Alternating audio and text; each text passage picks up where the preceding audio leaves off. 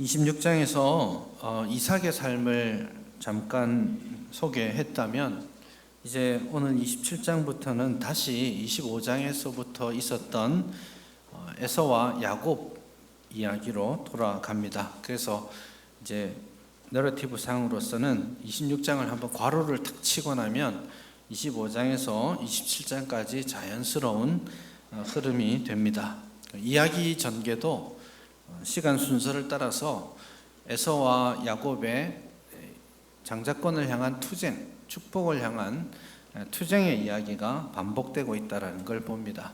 이미 두 번 싸웠었습니다. 25장에 보면 한 번은 어머니 뱃속에 있을 때 먼저 나간다고 막 싸우다가 결국 발꿈치를 잡고 야곱이 나왔죠. 그래서 겉으로 보기에는 에서가 판정승을 하고 나왔습니다. 두 번째 싸움은 팥죽을 가지고 이거 장자권이랑 바꿉시다 하는 그런 이야기들을 나누었죠. 겉으로 보기에는 야곱이 판정승을 했습니다. 몇 대 몇입니까? 1대1. 이제 여기 마지막 순간이 왔습니다. 세 번째 싸움이 27장인데요. 이 싸움이 절체절명의 순간에 갑작스럽게 도래한 싸움입니다. 이제 이삭은 죽을 때가 되었고 자식들을 불러서 축복해야 되는 그런 상황인데 그 복을 받아야 한다라고 생각하고 있는 야곱이 이 축복의 모든 과정에서 배제되고 말았던 것이죠.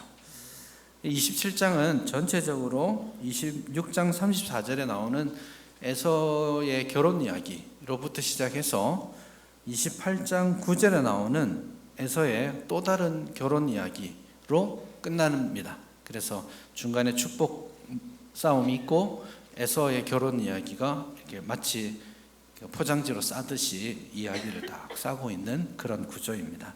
그래서 누가 축복을 받을 것이냐, 그게 27장에 아주 중요한 이슈고 그 축복을 서로 받기를 원했고 받아내기 위해서 아주 눈에 보이지 않는 혈투가 벌어지고 있습니다. 그래서 여기 등장인물이 4명이 나오거든요.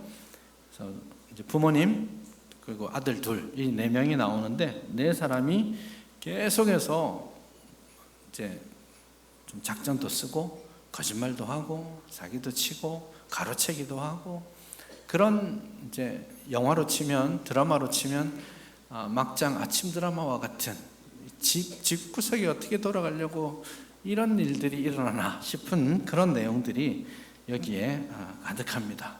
굉장히 손에 땀을 쥐게 하는 그런 장면들이 나옵니다. 그래서 드라마 보다가 그 극적인 순간에 슬로우 비디오로 해도 될 만큼 너무너무 긴장 가득한 재밌는 내용들이 여기에 들어있는데 다만 이제 우리가 이걸 글로 읽다가 보니까 이게 그렇게 재밌게는 느껴지지 않는 것이 현실이긴 합니다. 그래서 여러분 이거 보실 때에 이런 이제 등장인물들이 중심이 되어서 대화가 전개되는 장면들은 읽을 때 이제 가족들이 앉아가지고 이제 아빠는 이삭, 엄마는 리브가, 아들들은 이제 넌 에서, 넌 야곱 해가지고 좀 각자 읽어가면서 이거 재밌게 한번 배워가시면 참 좋겠습니다. 어쨌든 4명이 등장하고 그러나 4명이 한 자리에 있지는 않고요. 계속해서 2사람씩 서로 남들 모르는 작전을 써가고 있습니다.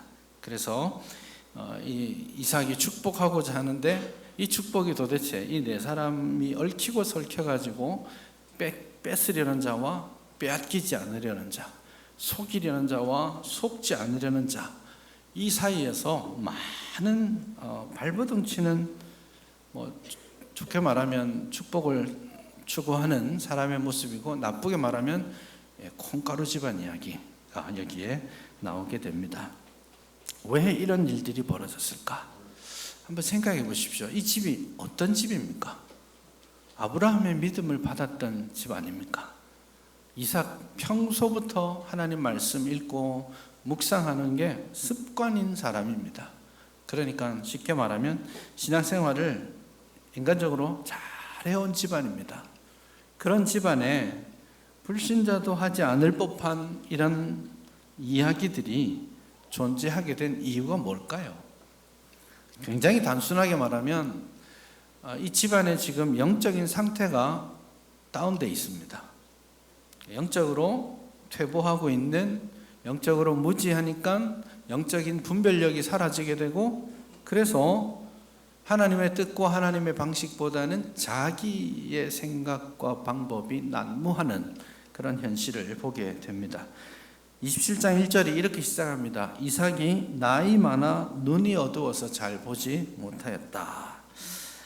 나이 많아서 눈이 어두웠다, 그렇게 말합니다. 이때 이삭의 나이를 대충 계산해 보면 137세 정도 됩니다. 눈이 어두워지는 게 정상인가요? 비정상인가요? 예.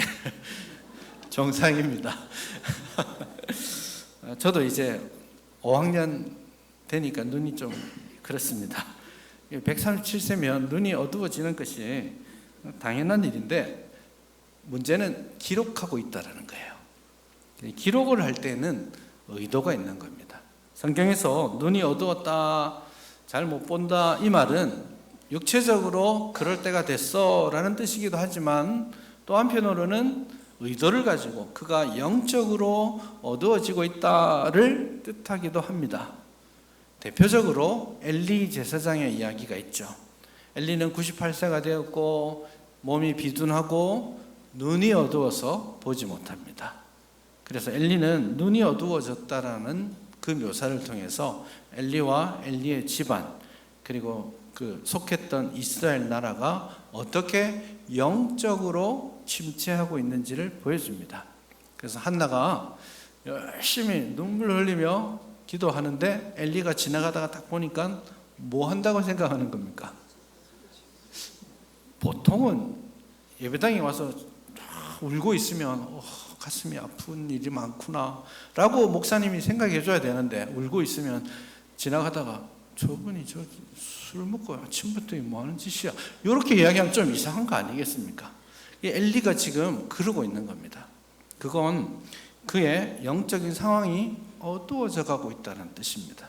그래서 그가 눈이 어두웠고 그가 보지 못하였고, 그 다음에 나오는 이야기가 그때의 이스라엘의 하나님의 이상, 비전이 거의 보이지 않았다, 그렇게 묘사하는 거죠. 그래서 눈이 어둡다라는 말은 좀 영적으로 떨어졌다, 이런 뜻과 연결됩니다. 반대로 눈이 어두워져도 되는데 어둡지 않았다라고 말하는 사람도 있죠. 누굽니까? 모세 같은 사람입니다. 모세는 120세가 되어서 하나님의 부르심을 받아서 죽는 그 순간인데, 그가 죽는 그 순간에도 눈이 어두워지지 않았다. 그 영적으로 짱짱하게 있다가 갔다, 이런 뜻입니다. 그래서 이 눈이 어두웠다라는 이 말 자체가 지금 27장에 나오는 이 콩가루 집안의 말도 안 되는 그 작전 쓰고 거짓이 난무하는 이 가정의 모든 문제가 영적으로 어두워져 가고 영적인 분별력이 떨어져 갔기 때문에, 하나님의 말씀으로부터 멀어져 갔기 때문에 그렇게 되었다라는 것을 우리에게 말씀하고 있습니다. 그가 영적으로 분별력이 상실되고 나니까 이삭이 지금 하는 모든 행동들이 이상합니다. 첫 번째로 그가 어두워지고 나서부터 알지 못하는 일들이 많아지게 됩니다. 2절을 보시면 이삭이 아들에게 에서에게 말합니다. 내가 이제 늙어 어느 날 죽을는지 알지 못하니. 어르신들이 항상 하시는 말씀이긴 합니다. 예전에 교회에 있을 때 원로 목사님이 1년에 한 번씩 설교하셨는데 꼭 시작할 때 하시는 말씀이 레파토리가 있었습니다. 그게 뭐냐면, 내가 이 강단에 언제 또 올라올 수 있겠습니까? 이게 내 마지막인 줄 알고 하고 설교를 길게 하십니다. 근데 그 다음에도 짱짱하게 그 말씀을 하시고 설교를 길게 하셨고, 그걸 여러 해를 말씀하시는데 올 때마다 이게 내 마지막인가 이 생각을 합니다. 사실은 보통 사람은 언제 마지막이 오는지 모르는 게 정상인데 창세기에 나오는 족장들은 좀 다릅니다. 자신의 미래와 자신의 죽음을 앞두고 다음 세대에게 축복을 전하고 하나님의 약속의 말씀을 전하고 죽음을 맞이하는 것이 적극적인 족장의 모습입니다. 그런데 이삭은 지금 내가 너무 늙어서 언제 죽을지 모른다, 곧 죽을 것 같아 라고 말하고 있습니다. 자, 이때 이삭의 나이가 137세라고 했죠. 이삭은 초등학교 질문을 하나 하겠습니다. 이삭은 몇 살에 죽었습니까? 눈물이 앞을 가립니다. 이삭은 180세에 죽습니다. 그러니 이 사건 이후에 이삭은 몇 년을 더 살아요? 43년을 더 삽니다. 야곱이 쫓겨갔다가 20년 아들 12명 데리고 다시 돌아오고 나서도 한참을 더 삽니다. 그러니 나 내일 죽을지도 모르겠어, 빨리 축복해야 되지, 이거가 족장으로서 영적으로 많이 무뎌져 있다는 것을 말하고 있습니다. 게다가 이 어르신이 이제 나이가 들고 영적으로 족장의 모습을 가지지 못하면서 축복을 하려는 이 방식과 내용도 문제가 생깁니다. 여러분, 만약에 축복을 해야 되면 어떻게 해야 되겠습니까? 딸랑 아들 둘 있는데 둘 불러야죠. 당연히 야곱아, 에사야 나오너라 하고 두 사람에게 축복을 나눠주마, 이렇게 하면 되죠. 근데 속된 말로 죄송합니다, 몰빵을 합니다. 한 사람에게, 에서에게 다 주고 야곱에게는 한 톨도 안 주겠다라는 마음을 지금 가지고 있는 겁니다. 굉장히 이상한 일이죠. 여러분, 야곱이 죽을 때 12아들들을 다 불러서 12아들 한 사람 한 사람의 미래를 보며 축복합니다. 장점과 단점을 다 말하지만 그게 일반적인 모습이에요. 딸랑 둘이 있는데 한 명만 불러서 조용히, 야 동생 모르게 하자, 너한테 다 줄 테니까 이렇게 말하는 것이 얼마나 어색한 일입니까? 그리고 족장으로서 하나님의 일에 대한 어떤 열정, 약속의 말씀을 전해주고자 하는 그런 족장의 모습 보이지 않습니다. 3절부터 보시면 아들에게 이렇게 말합니다. 나를 위하여 사냥하여 내가 즐기는 별미를 만들어 내게로 가져와서 내가 먹고 내가 죽기 전에 내가 축복하겠다. 뭐가 제일 많이 나오는 말이에요? 내가. 이 어르신이 눈은 흐려졌는데 이 미각은 계속 살아있는 거예요. 그래서 이 맛있는 거 먹고 축복하고 싶은 겁니다. 왜 그래요? 이런 일 때문에 그 다음에 숱한 거짓된 행동들이 다 따라 나올 여지들을 만들어 준 거죠. 불러서 둘이 축복했으면 아무 문제 없었어요. 누구도 말할 수 없어요. 그러나 한 명만 불러서 한 명에게 이렇게 해라 라고 하는 순간 둘째가 그걸 듣고 이리저리 작전을 쓰게 되는 것이죠. 자기중심적인 이삭의 욕망, 먹는 것에 대한 욕망이 여기에 가득한 것입니다. 원래 어르신들이 되면 자기가 중요해집니다. 그럼 이제 어르신이 돼가는 과정 있죠. 그러나 이게 족장의 근본적으로 좋은 모습은 아닙니다. 축복하는 방식도 음식 가져오면 내가 맛있게 먹고 축복할게, 이게 뭡니까? 먹어야 축복합니까? 마치 이거 먹어야 내가 축복할 수 있는 것처럼, 마치 너가 나한테 맛있는 거 주면 내가 더 주지, 이런 마치 하나님의 약속을 조건적으로 이해할 수 있는 그런 대목들을 지금 이삭이 스스로 만들어내고 있습니다. 이 모든 출발점은 어디에 써 있다고요? 그가 눈이 어두워졌기 때문에, 그가 하나님으로부터, 하나님의 약속의 말씀으로부터 멀어지고 있기 때문에 이런 일이 벌어졌다라고 말하는 겁니다. 아내 리브가는 어때요? 똑같습니다. 부창부수입니다. 그리고 26장에서는 그 아버지의 그 아들인데요, 27장에 보면 그 엄마의 그 아들입니다. 똑같습니다. 하는 일들이 다 똑같습니다. 리브가 어쩌면 자기가 하나님으로부터 뱃속에 아이를 가졌을 때 약속의 말씀을 받았잖아요. 그러니 이 약속의 말씀이 이루어지도록 해야 된다는 열정이 있었다라고 볼 수 있습니다. 그러나 이렇게 전개되는 것이 맞는가라는 질문을 할 필요가 있습니다. 여러분 드라마 보시면 절대 아무에게도 알리면 안 되는 말들을 두 사람이 소곤소곤 하는데 꼭 누군가 주워 듣죠. 꼭 듣습니다. 그 대목이 5절이죠. 이삭이 그의 아들 에서에게 말할 때에 리브가가 들었다.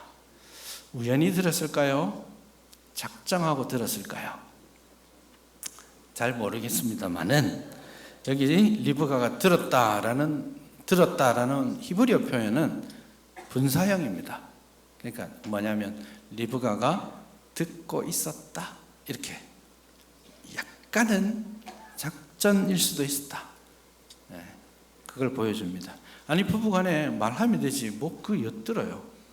이 깨진 가정의 모습이 여기에 그대로 나타납니다. 어쨌든 이 비밀스러운 이야기를 리브가가 귀를 쫑긋하고 주워듣습니다. 그리고 아들이 나간 사이에 리브가는 작전을 쓰죠. 아들을 부릅니다. 리브가가 그의 아들 야곱에게 말합니다. 여러분 이 아들이라는 말을 쓰는 방식도 다릅니다. 이삭은 누구에게 아들이라고 부릅니까? 에서에게 내 아들아, 그의 아들 에서에게 이렇게 표현합니다. 그러나 리브가는 내 아들아를 누구에게 합니까?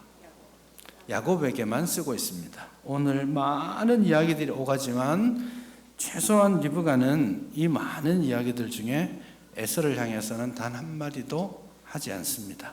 그의 멀어진 마음이 거기에서 느껴지는 거죠. 그리고 내 아들아 하고 이 야곱을 불러서 설명합니다. 내가 들었어. 니네 아버지가 이렇게 말했어 라고 하면서 7절에서 말을 풀어나갑니다. 좀 짧게 요약한 건데요. 여러분 이 앞에 말한 거를 인용하고 있는데 이럴 때는 언제나 여러분들이 앞에 말한 것과 뒤에 인용하는 것이 똑같은지 잘 보셔야 됩니다. 절대 똑같지 않습니다. 그러면 리브가가 그것을 전달할 때 자기가 말하고 싶은 것을 넣어서 전달하는 겁니다. 야곱에게 말했을 때 불리한 건 하지 않습니다. 예를 들어서 화살통을 가지고 활을 가지고 짐승을 잡아와라. 이 야곱이 잘 못하는 거잖아요. 그래서 아예 그런 말들은 하지 않습니다. 대신에 어떤 말을 집어넣고 있냐면 내가 죽기 전에 여호와 앞에서 내게 축복하게 하라. 이렇게 표현합니다. 이삭이 에서에게 하지 않은 말입니다. 그렇지만 지금 리브가는 야곱을 이렇게 푸시해서 이 일에 들어오도록 하기 위해서 여호와의 이름을 들먹입니다. 이게 영적으로 어두워진 대단히 위험하고도 전형적인 모습입니다. 교회에서도 마찬가지입니다. 교회 신앙생활을 오래 하신 분들이 좀 영적으로 어두워질 때 어떤 현상들을 하냐면 자기의 일과 하나님의 일을 혼돈합니다. 그래서 내가 원하는 것을 굉장히 신앙적으로 포장합니다. 그래서 자기의 영광과 자기의 일을 하려고 할 때 언제나 슬로건은 여호와를 위하는 겁니다. 기드온이 자기의 전쟁을 하고 싶었는데 슬로건은 여호와를 위하라 이렇게 슬로건을 냈거든요. 다 그게 하나님의 이름을 사용하는 욕망이 그렇게 드러나는 겁니다. 리브가는 지금 자신의 의지와 야곱에게 축복에 대한 동기를 부여하기 위해서 하나님의 이름을 지금 들먹이고 있는 겁니다. 대단히 위험한 일이죠. 그렇게 해서 이 아들 야곱을 설득합니다. 아들은 걱정이 많습니다. 12절에 보시면 아니 아버지가 날 축복하려면 내게 손을 댈 텐데 이 매끈매끈한 내 피부를 보고 너 야곱이지 하고 나를 속이려고 해 이 녀석 저주를 받을지어다 이러면 복 받으러 갔다가 저주만 받고 올 거 아니에요. 그 걱정을 하니까 엄마가 얼마나 적극적인 사람인지, 야, 모든 저주는 내가 받는다. 굉장히 남성성이 강한 리브가의 모습이 여기에 나옵니다. 그래서 적극적으로 하나님의 복은 너에게 가야 돼. 이해는 됩니다. 자기가 그 소리를 들었으니까. 그렇지만 하나님께서 약속하신 것이 어떻게 이루어질지는 자기가 알 수 있는 일이 아닙니다. 여러분, 큰 자가 작은 자를 섬긴다고 했을 때 그러면 작은 자가 장자가 되어야 된다는 뜻입니까? 그렇진 않아요. 큰 자도 큰 민족을 이루고 작은 자도 큰 민족을 이루고, 그러나 큰 민족이 된 큰 자가 작은 자를 섬기는 거예요. 그게 하나님의 계획입니다. 그런데 자기 스스로 이 복이 야곱에게 가야 된대, 장자권이 야곱에게 가야 돼 라고 하나님의 뜻을 곡해하고 있는 겁니다. 그런 영적인 무뎌짐, 처음에 부름받았을 때 리브가는 하나님의 약속의 말씀을 들었을 때에 아브라함처럼 결단하고 움직이는 모습을 창세기 24장에 보여줬어요. 그럼에도 불구하고 지금은 똘똘 뭉쳐서 자기 자신이 생각했던 방식대로, 물론 그 모든 것에 뭐가 들어있는 거예요? 하나님. 스스로 생각하는 하나님. 자기가 원하는 욕망을 추구하면서 하나님의 이름들을, 신앙적인 행위들을 하고 있습니다. 이삭도 마찬가지예요. 자기가 먹고 싶은 것 챙기면서 정작 하나님의 복을 사용하려고 합니다. 자기가 생각하는 약속의 성취를 꿈꾸면서 정작 리브가는 말하기를 하나님을 말하고 있습니다. 그게 영적으로 깨어진, 이제 영적으로 퇴보하고 있는 사람들의 전형적인 특징이고, 그리고 그것이 결과적으로 그 가정을 깨어지게 만든다는 것입니다. 리브가가 가졌던 대의가 무엇이었는지 그것은 사실은 더 이상 중요하지 않게 됩니다. 믿음의 영웅이라 불리우는 이삭과 리브가가 왜 이렇게 되었느냐? 먼저 느끼는 한 가지가 있습니다. 여러분, 신앙은요, 연륜하고 크게 관계가 없다라는 생각이 듭니다. 처음 예수님을 믿었던 사람 중에 정말 우리를 부끄럽게 할 만큼 신실하고 순수하게 신앙을 가지고 봉사하는 분들이 있습니다. 여러분 주변에 있지 않습니까? 이제 믿었다고 말하기에는 너무너무 헌신된 하나님의 자녀의 모습을 가진 사람이 있어요. 그런데 또 한편으로는 평생 신앙생활을 30년, 50년 했는데도 그 신앙의 연륜은 많이 쌓였지만 그의 언어와 그의 행동과 그의 삶의 패턴은 대단히 신앙적인 것처럼 보이지만 정작 그 마음에는 자기가 가득한 사람들이 많이 있습니다. 그래서 여러분, 신앙은 신앙생활을 오래 한다고 성장하는 게 아닙니다. 근데 살펴보니까 신앙은 언제나 오르락내리락 합니다. 그래서 이삭이 앞에서 위대한 신앙인의 모습을 가졌을 때도 있습니다. 이삭은 28장에 가서 다시 그 위대한 신앙인의 모습을 회복합니다. 또 올라갈 때가 있으면 27장처럼 아주 밑바닥으로 떨어지는 순간도 있다라는 거예요. 그래서 우리가 신앙생활을 해오고 우리가 예수님을 믿고 교회를 다닌 연수를 보고 내 신앙이 그만큼이라고 착각하지 않기를 바랍니다. 신앙은요, 어제 잘한 거하고 상관없습니다. 과거에 내가 어떻게 헌신했는지 그거 내가 기억하고 있을 필요 없어요. 진짜 중요한 건 오늘입니다. 어제 밤새워 기도했지만 오늘 기도하지 않으면 떨어집니다. 그래서 신앙은 현재의 삶을 어떻게 하나님 앞에 드릴 수 있는가, 하나님을 여전히 의지하고 있는가, 그분을 향해 여전히 기도하고 말씀을 상고하고 있는가, 이런 질문인 거죠. 얼마만큼의 역사를 쌓아왔고 얼마만큼 헌신하고 봉사했느냐, 이것이 여러분을 속이지 않았으면 좋겠습니다. 지금 이삭은 위대한 신앙인의 모습에서 멀어져서 지금 신앙적으로는 밑바닥에 가고 있습니다. 신앙생활을 오래 한다고 자기가 죽는 거 아닙니다. 오히려 신앙생활이 익숙해서 자기가 살아납니다. 이삭이 지금 자기가 지금 가득하잖아요. 그런 모습 우리에게 있습니다. 그래서 여러분 날마다 자기를 부인하고 자기 십자가를 지는 삶을 사실 수 있기를 바랍니다. 사도 바울은 아침마다 일어나면 무슨 생각하냐면 내가 날마다 죽는다 그렇게 말하잖아요. 매일같이 자신을 처서 복종시키고 자신의 육신과 자신의 영혼을 주님의 십자가 앞에 다 갖다 놓는 겁니다. 그분 안에서 죽고 그분 안에서 발견되기를 원하는 바울의 그 모습이 우리의 모습이 될 수 있기를 바랍니다. 이삭과 리브가 그렇게 떨어져 있으니 그 아들들 역시 영적으로 떨어져 있습니다. 에서 어떻습니까? 잘못 보면 에서는 속임당한 순수한 피해자 아닙니까? 그렇지 않습니까? 그렇지만 아까 말씀드렸듯이 이 내러티브는 에서의 결혼 이야기에서 에서의 결혼 이야기로 끝난다고 했죠. 에서는 충실하게 아버지를 따라갑니다.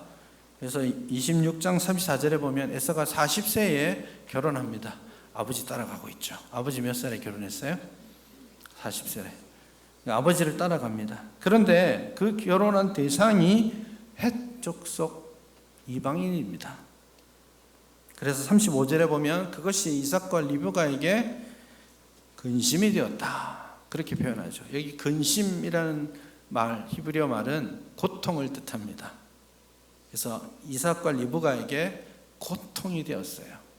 리브가는 나중에 아들을 바단 아람으로 보내려고 할 때에 이삭에게 그렇게 말합니다.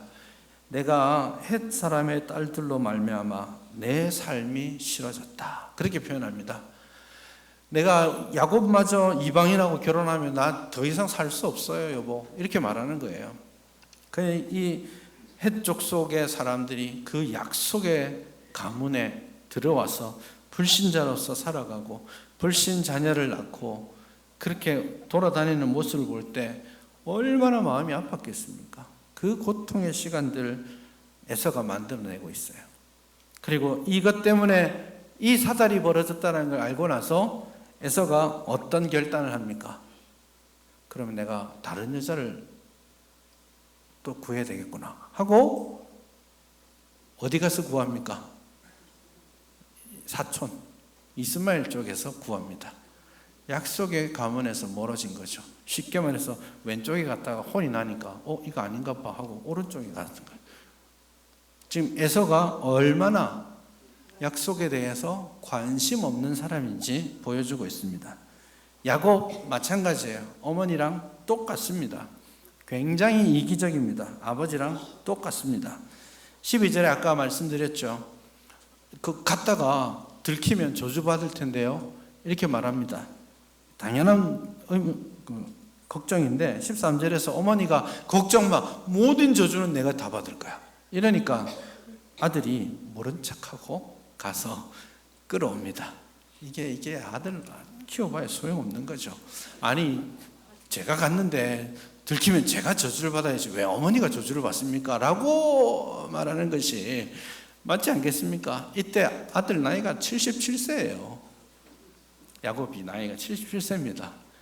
나이 먹을 만큼 철 들 만큼 들었는데 엄마가 너 대신 내가 저주받을게 이러니까 그러면 하죠 하고 지금 짐승을 끌어다가 아버지를 속입니다. 어머니가 하나님의 이름을 들먹였던 것처럼 20절에 가면 이삭이 어떻게 이렇게 빨리 잡았어? 라고 하니까 야곱이 이렇게 말합니다. 아버지의 하나님 여호와께서 나로 순조롭게 만나게 하셨네. 완전 거짓 위에 또 거짓을 더하죠. 자기 너 누구냐? 저 에서입니다. 거짓말했죠. 너 아닐 텐데 이렇게 빨리 잡았을 리가 없네. 하나님이 그렇게 했습니다. 거짓 위에 또 거짓을, 거짓 위에 더 큰 거짓을. 누구의 이름으로요? 하나님의 이름으로. 이게 영성은 떨어지고 익숙한 신자가 된 모습 그대로입니다. 오늘 저와 여러분들이 이 어려움에 빠지지 않기를 바랍니다. 하나님의 약속이 이루어질 것을 소망한다면 하나님의 방법과 하나님의 때도 우리는 기다릴 수 있어야 합니다. 왜 하나님의 복을 장자권에 집중해요? 장자 아니어도 괜찮잖아요. 하나님은 그렇게 일하세요. 아론이 장자지만 모세를 통해 일하세요. 아론도 축복받고 모세도 축복받으면서 할 수 있습니다. 이렇게 싸워야 될 일이 아니에요. 그 결과는 정말 비참해집니다. 리브가는 며칠만 삼촌 집에 가 있으라고 했지만 결국 이 사건 이후로 리브가는 무대에서 사라지고 그는 사랑하는 아들을 죽을 때까지 만나지 못합니다. 야곱 아버지 속이고 형 속이고 빼앗았죠? 바단 아람 가가지고 20년 동안 외삼촌한테 기상천외한 방식으로 속임당합니다. 자신이 늙어서 자신의 아들들이 자기가 염소 새끼 잡아서 아버지 속였던 것처럼 염소 피를 묻혀서 자기 아들 요셉, 가장 사랑하는 아들 요셉 죽었다라고 아들들에게 속임당하고 평생을 삽니다. 결과는 많이 돌아가는 삶이 될 거예요. 그러나 여러분, 한 가지 확실한 거 있습니다. 뭐냐? 하나님은 당신의 뜻을 꺾지 아니하신다. 많이 뒤틀리는 일들을 사람이 만들어낼지라도 하나님은 당신이 계획하셨던 것을 포기하지 않으십니다. 야곱을 통해 하시고자 했던 하나님의 축복의 계획들은 이 연약한 가정을 통해서라도 이루어진다라는 것입니다. 이렇게 합력하여 선을 이루어 가시는 하나님을 우리가 만나게 되면, 신뢰하게 되면 우리가 좀 걱정하지 않고 살아도 되겠다라고 말씀드리고 싶어요. 우리는 원래 잘 모릅니다. 여러분, 하나님의 뜻 명확한가요? 사실 명확한데 우리는 좀 잘 모른다고 느끼고 삽니다. 하나님의 뜻이 분명하게 보이지도 않고 어떤 길을 선택해서 갈 때 이 길이 맞는지, 이렇게 해야 될지 저렇게 해야 될지 고민스러울 때 많습니다. 기도도 해도 하나님이 야 이렇게 해라 이렇게 말씀 안 해주시는 것 같고, 목사님께 와도 목사님도 뭐 잘 모르시는 것 같고, 이게 삶이라는 것이 아주 모호함의 연속이거든요. 그러나 여러분, 걱정하지 마십시다. 오늘 내가 하나님 앞에 서 있느냐, 이것만 잘 질문하시면 돼요. 오늘 내가 하나님을 의지하고 기도하고 있는가? 내가 하나님 앞에서 정직하고 바른 마음으로 서 있는가? 이것만 확실하다면 결과를 두려워하지 말고 돌아가는 길을 걱정하지 말고 하나님의 신실하심을 믿으시길 바랍니다. 하나님께서는 결코 실패하지 않으십니다. 결코 마음을 바꾸시지도 않습니다. 저를 향한, 여러분을 향한 하나님의 계획들은 영원토록 이루어질 것입니다. 그 사실을 믿고 하루하루를 신뢰하며 살아가는 우리 모두가 될 수 있기를 바랍니다.